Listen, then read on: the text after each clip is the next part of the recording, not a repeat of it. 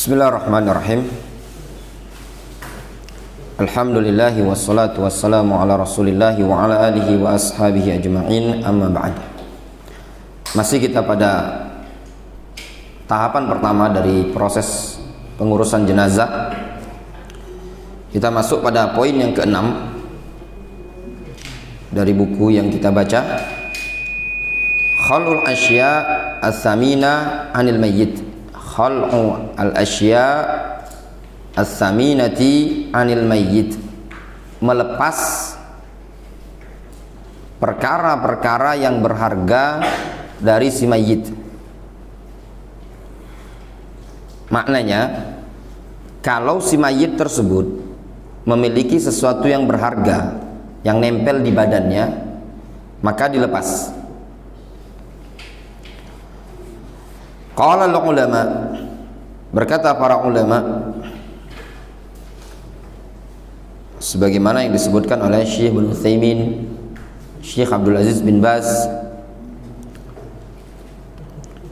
idza mata man alaihi asnan min dhahabin, apabila ada orang yang meninggal, dia memiliki asnan min dhahab, gigi dari emas. Misalkan ada yang meninggal punya gigi palsu tapi gigi emas. Maklumlah saking murahnya emas tuh, lagi tinggal di Palembang, musim Palembang emas, jadi emas murah, mungkin giginya sampai emas. Fa in kana yumkin khal'us sinni biduni muslatin, kalau jika memungkinkan melepas gigi tadi dengan tanpa muslah. Muslah itu ay tamthilu bihi wa huwa taqti' ba'di ajza'il mayyit, yaitu merobek atau memotong bagian anggota badan si mayit. Kalau ada orang punya gigi emas, kalau masih bisa dilepas tanpa harus merobek kulit dia, tanpa harus melepas atau mematahkan tulang, khuli'ah, maka gigi tersebut boleh dilepas. Kalau cuma sekedar, misalkan ada gigi, kalau dilepas dicabut gampang, cabut. Namun kalau harus melukai rahang, misalkan gusi, itu tidak diperbolehkan. Begitu juga misalkan si mayit tadi di badannya dia menelan sesuatu, misalkan dia menelan berlian atau menelan cincin emas, atau di badannya ada barang berharga. Yang seperti ini dirinci, kalau masih bisa diambil tanpa harus merobek badan, maka diperbolehkan. Namun kalau harus merobek badan tersebut, maka tidak diperbolehkan. Li'anna mulkahu intaqala ilal warathah. Kenapa kalau bisa dilepas? Dikarenakan kepemilikan si mayit tersebut pindah kepada ahli waris.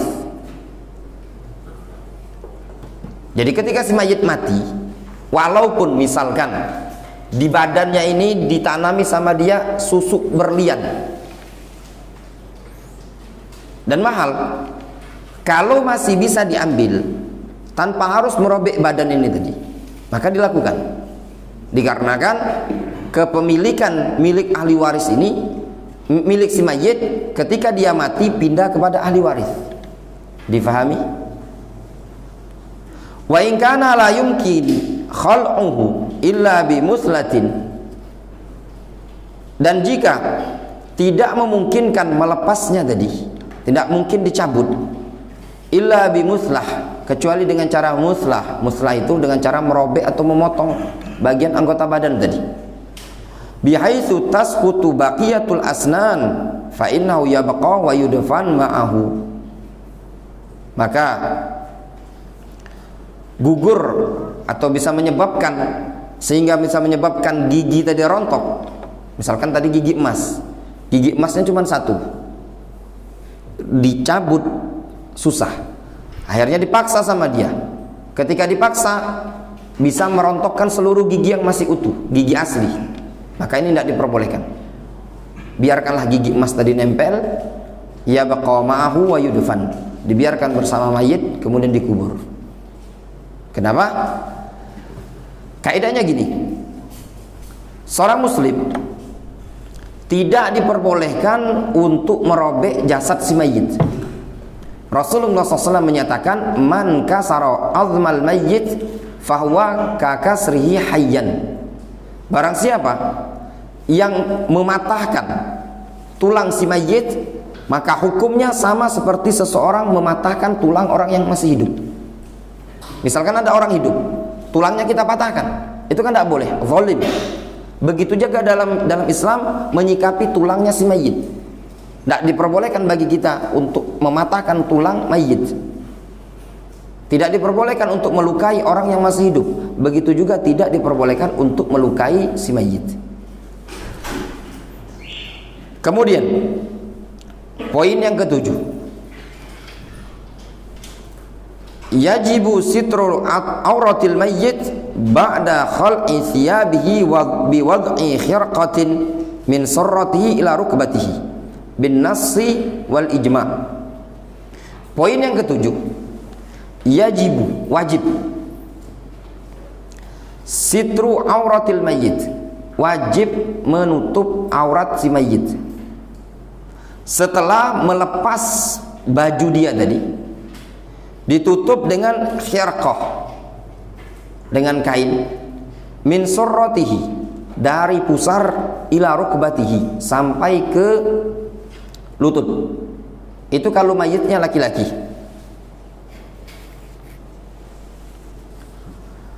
Setelah mayit misalkan dilepas dari, atau pakaian yang tadi dilepas dari si mayit, kan mau persiapan mandi.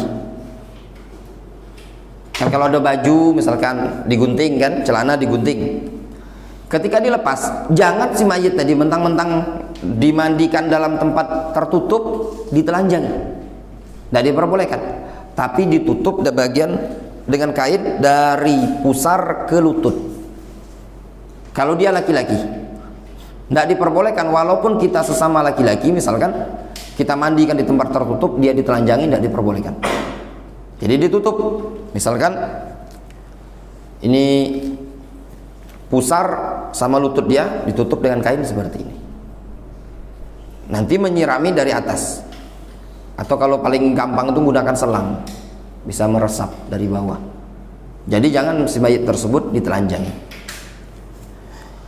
Argumentasinya di sini disebutkan dalil li umumi hadis Abi Sa'id Al-Khudri radhiyallahu anhu anna Rasulullah sallallahu alaihi wasallam qala, berdasarkan keumuman hadis Abu Sa'id Al-Khudri bahwasanya Rasulullah SAW beliau bersabda, la yanzuru rajulu ila auratir rajuli walal mar'atu ila auratil mar'ati. Rasulullah SAW menyatakan, janganlah seorang laki-laki melihat ke aurat seorang laki-laki, jangan pula seorang wanita melihat kepada aurat seorang wanita. Maknanya Rasul melarang, tidak diperbolehkan seorang laki-laki melihat aurat laki-laki, wanita melihat aurat wanita, tidak diperbolehkan. Sehingga walaupun yang memandikannya tadi adalah laki-laki, sesama laki-laki, tidak diperbolehkan untuk menelanjangi si mayit, namun harus ditutup. Aurat si mayit juga sama seperti aurat dia ketika masih hidup. Wa naqala al-ijma'a ala wujubi sitri auratil mayyit wa hurmatin nazar ilaiha Ibnu Abdul Bar wa Ibnu Qudama wal Hattab. Dan yang menukilkan ijma', kesepakatan para ulama akan wajibnya menutup aurat mayit dan haram melihat kepada aurat si mayit adalah Al-Imam Ibnu Abdul Bar, Al-Imam Ibnu Qudama, dan Al-Imam Al-Hattab. Ibnu Abdul Bar dalam kitab Al-Istidhkar, Ibnu Qudama dalam kitab Al-Mughni, dan juga Al-Hattab dalam Mawahibul Jalil. Ini poin yang sangat penting, karena terkadang sebagian kita walaupun sudah ditutup, Terkadang secara tidak sengaja terlihatlah auratnya tadi.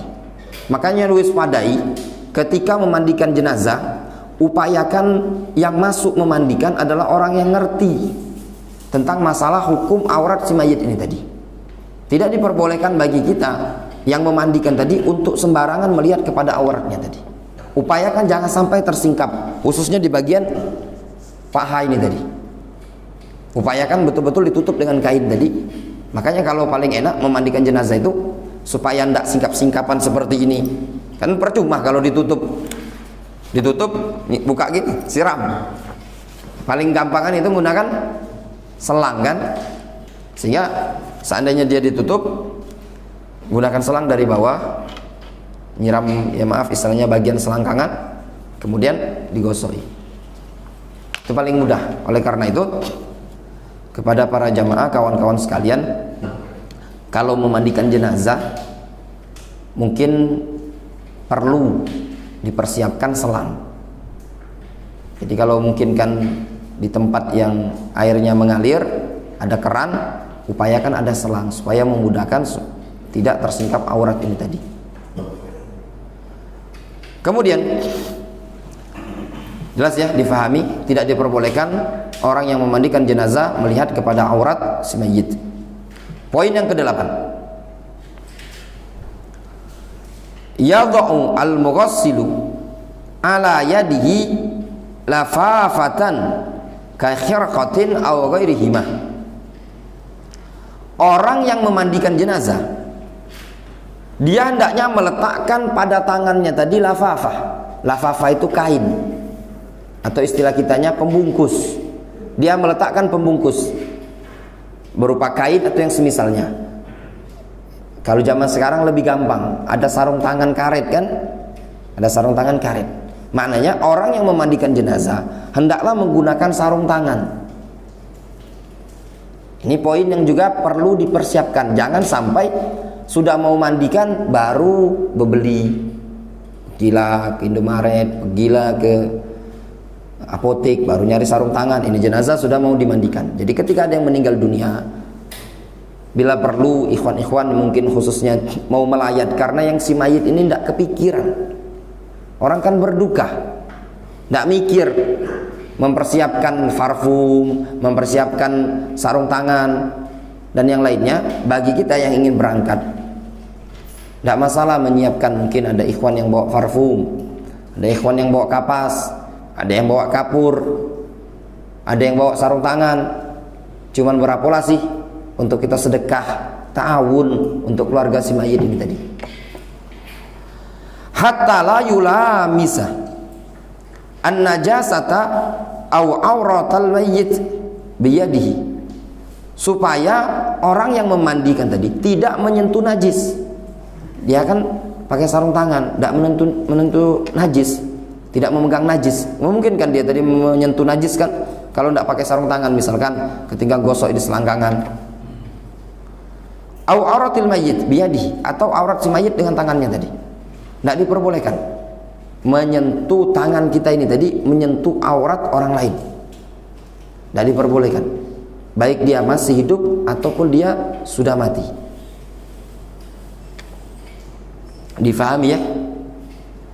Kemudian poin yang ke-9,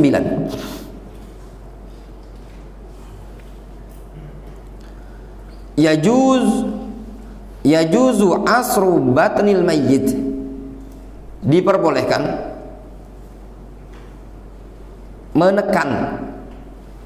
menekan bagian perut si mayit li ikhrajin najasati minhu, dalam rangka untuk mengeluarkan najis dari perut tadi. Ijik itu apa namanya? Diurut-urut dikit Nah, caranya fayuhna al mayyit haniyan raqiqan yasiran. Caranya si mayit dibongkokkan. Tadi kan guling si mayit ini kan, terguling seperti ini, misalkan guling seperti ini. Caranya diangkat sedikit bagian punggung belakang tadi, diangkat sedikit. La yablugh minhu qariban minal julus. Jangan sampai duduk, jangan diangkat ya, dijak ini kan, itu namanya dudukkan si mayit, nanti tulangnya patah, tidak diperbolehkan. Jadi diangkat sedikit, jadi posisinya seperti ini, paling diangkat beberapa derajat, kemudian ditekan dengan cara lembut, jangan dinyek-nyekkan, tapi dengan lemah lembut ya, pelan-pelan. Bukan permasalahan si mayit ini tadi kalau kasar, misalkan kita si mayit ini berdosa atau mungkin dapat azab, bukan. Masalahnya kita ini tadi tidak adab terhadap pengurusan jenazah. Li'anal fil julus aziyatan lahu, dikarenakan kalau sampai terduduk ini tadi, itu termasuk tindakan mengganggu si mayit atau menzalimi si mayit. Summa yamurru al-mughassilu yadahu ala batnihi, kemudian si pemandi tadi, orang yang memandikan tadi, dia melewatkan tangannya tadi di perut si mayit, menggosokkannya. Ya'sirhu asran raqiqan, dengan cara dia remat atau dia urut ya dengan lembut, liyukhrijan najasata min batnihi, dengan tujuan dia mengeluarkan kotoran dari perutnya tadi. Apa fungsinya? Kenapa sebelum dimandikan tadi harus diurut dulu? Itu hukumnya sunnah, bukanlah perkara yang wajib, hukumnya sunnah. Alasannya, li'alla takhruju ba'da ghuslihi wa takfinihi, supaya najis tadi tidak keluar setelah dimandikan atau setelah dikafani. Jadi upayakan sebelum dimandikan, sebelum dikafani sudah bersih perutnya tadi. Jangan sampai sudah dibungkus dengan kain kafan namun keluarlah kotoran. Fayata'adzan nasu biha, sehingga kalau dia keluar kotoran, orang pun merasa tidak nyaman, merasa terganggu. Coba misalkan bayangkan, sudah dibungkus dengan kain kafan, ya maaf didapati ada ada misalkan kuning-kuning, ya orang yang mau masukkan jenazah mungkin merasa tidak nyaman, ada bau. Warubbama al masjid kadzalik, demikian juga dan terkadang masjid yang terganggu, dalam artian ngotori masjid. Kalau di jenazah tersebut misalkan sampai kotorannya keluar. Wa hadza bittifaqil madzahib al-fiqhiyyah al-arba'ah, ini kesepakatan dengan para ulama yang empat, menunjukkan diperbolehkan, bahkan para ulama menyebutkan disunnahkan kalau memang dibutuhkan. Kemudian sudah selesai ya tadi, di remat-remat tadi perutnya tadi, dikeluarkan kotoran, berarti sudah selesai. Sudah keluar, disiram bersih kotoran tadi di bagian selangkangan atau bagian istilahnya dubur. Masuk ke poin 10. Summa, kemudian ba'da ikhrajin najasati minhu, kemudian setelah dia mengeluarkan najis dari perut si mayit tadi lah keluar, wa ghaslil mawdi' ghasala al mawdi'a yusan ayyuwaddi'ahu wudu'ahu lis-shalah, maka dia membasuh. Jadi setelah keluar kotoran tadi, wa ghasala al mawdi', kemudian dia membasuh tempat-tempat yang disunahkan ayyuwaddi'ahu, yang disunahkan bagi si pemandi untuk mewudukan, seperti wudu untuk sholat. Setelah dikeluarkan tadi kotoran, maka disunahkan dia mewudukan. Mewudukan si mayit itu hukumnya sunnah, bukanlah perkara yang wajib. Kewajiban kita itu cuman memandikan, yang penting basah. Dalam artian Pak, si mayit ini tadi kalau seandainya disiram dengan air dari atas ke bawah, yang penting basah semua, itu sudah sah proses pemandian si mayit. Tidak ada dosa bagi orang yang memandikan, sudah gugur kewajiban. Namun pembahasan kita ini mana perkara yang disunnahkan. Di antara poin yang disunnahkan adalah diwudui terlebih dahulu. Mandi jenabah kan ada dua cara kan. Cara pertama wudhu dulu, barulah menyiram badan. Cara yang kedua, kalau di pinggir sungai, Musi, Ngkertepati, tinggal niat untuk mengangkat hadas, nyemplung, naik lagi, sah apa enggak? Sah. Tidak masalah. Samalah si mayit tadi, misalkan bingung dia, ya, dan memang buru-buru, ingin cepat, karena waktu tidak memungkinkan atau segala macamnya, langsung diselam sama dia. Jawabannya sah. Proses pemandian. Namun yang kita bahas ini, bagaimana yang sunnah? Tadi dari poin yang kita sebutkan. Bittifaqil madzhab al-fiqhiyah al-arba'ah, dengan kesepakatan 4 ulama mazhab. Li hadits Ummi Athiyyah radhiyallahu anha anna Rasulullah sallallahu alaihi wasallam qala, berdasarkan hadis Ummi Athiyyah radhiyallahu anha, Rasulullah SAW pernah mengatakan, qala lahunna fi ghusli ibnatihi. Rasul pernah mengatakan kepada mereka, orang-orang yang memandikan putri beliau, putri Rasul. Rasul mengatakan, ibda'na bimayaminiha wa mawadhi'il wudu minha. Wahai kalian wanita-wanita yang memandikan putriku, kata Rasul, ibda'na, mulailah oleh kalian pada bagian anggota-anggota wudu. Mulai dari sisi dari bagian yang kanan, kemudian tempat-tempat wudu atau anggota-anggota wudu. Hadis muttafaqun alaih. Fayughassila kaffaihi, sehingga orang yang memandikan tadi, dia membasuh kedua telapak tangan si mayit. Jadi telapak tangan si mayit tadi dibasuh. Basuh dulu Pak ya. Ini si mayit, ambil air, siram. Layaknya kita nak berwudu, kita wudui. Sekali hukumnya wajib, 2 kali, 3 kali sunnah. Itu tadi. Namun untuk pembahasan membasuh kedua telapak tangan, itu hukumnya dalam fikih wudu, hukumnya sunnah, bukanlah wajib. Yang wajib itu dari tangan ini sampai ke siku, itu yang wajib. Kalau cuma baru telapak tangan, itu hukumnya sunnah. Tsumma ya'khudhu khirqatan. Kemudian dia ngambil kain lap. Makanya kalau mau memandikan jenazah, kalau bisa tuh ada sapu tangan atau anduk kecil. Intinya kain yang kecil, yang tipis. Fayabulluha bilma, lalu dia basahi dengan air. Ambil, gunakan kain sapu tangan, basahi dengan air. Wa yaj'aluha ala usbu'aihi, lalu dia jadikan kain ini tadi di bagian telunjuk. Ini kain sapu tangan, celupkan ke banyu, ya, taruh di telunjuk. Kayak ini. Anggapnya sapu tangan, bungkusan sapu tangan kan. Fayamsahu biha asnanahu wa anfahu. Lalu dengan telunjuk ini tadi, dia gunakan untuk mengusap gigi dan hidung si mayit. Uji kita tuh kumur-kumurnya dia. Jangan dimasukkan banyu, digayungkan, yo masuk banyu ke dalam, ya enggak? Itu menzalimi si mayit. Kita baik kalau lagi hidup diwudui wong sakit, diwudui, disirami banyu, mungkin kalau baca marah kan. Nah sama si mayit tadi, jangan disirami, maksudnya diwudukan. Wah ini kan wuduk tuh dikumur-kumuri, dimasukkan. Karena si mayit ini tidak pacak mengeluarkan banyu, maka cukup kewajiban kita tadi basahi kain sapu tangan tadi, digosok-gosokkan ke bagian mulut dalamnya, digosok ya kan.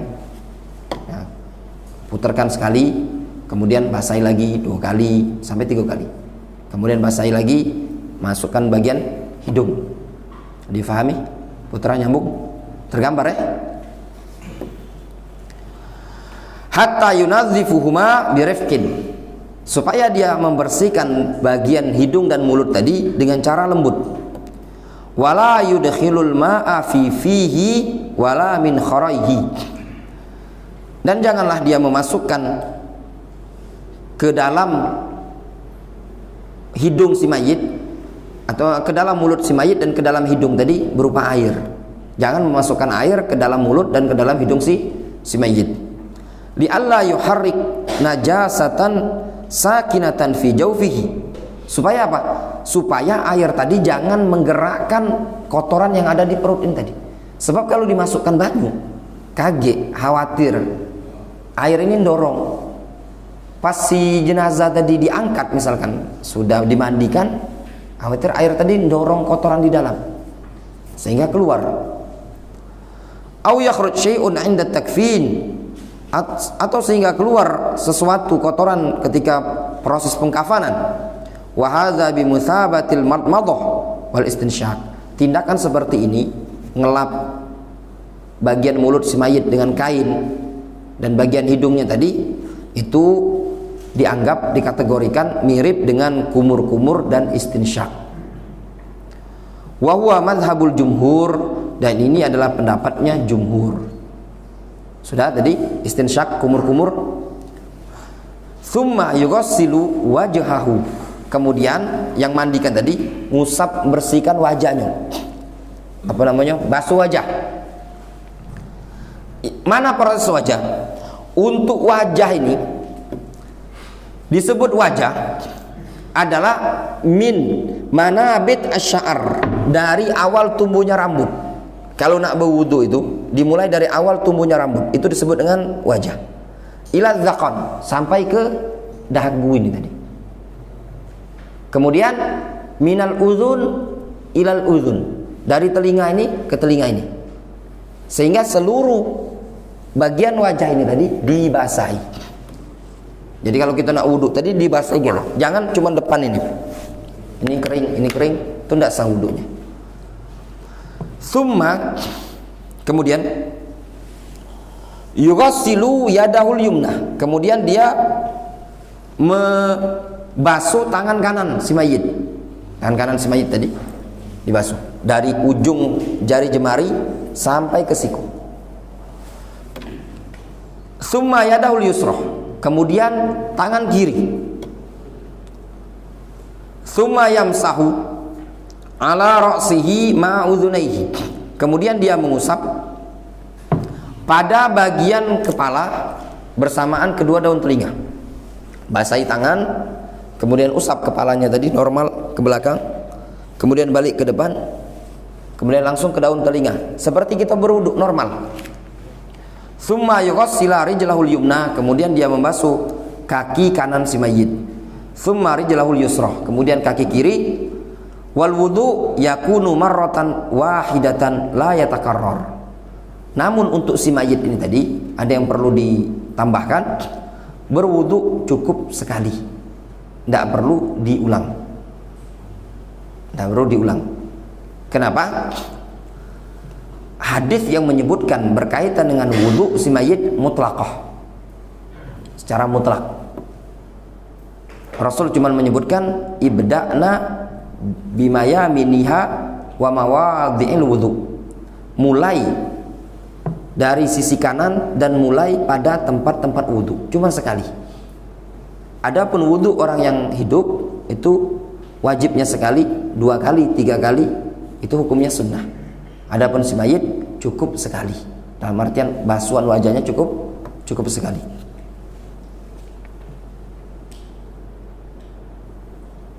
Wallahu ta'ala alam shawab. Sudah jam 5:40.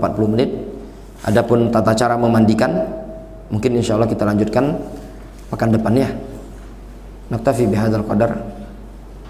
Ada pertanyaan kan Pak? Kaget ya? Kalau lah selesai.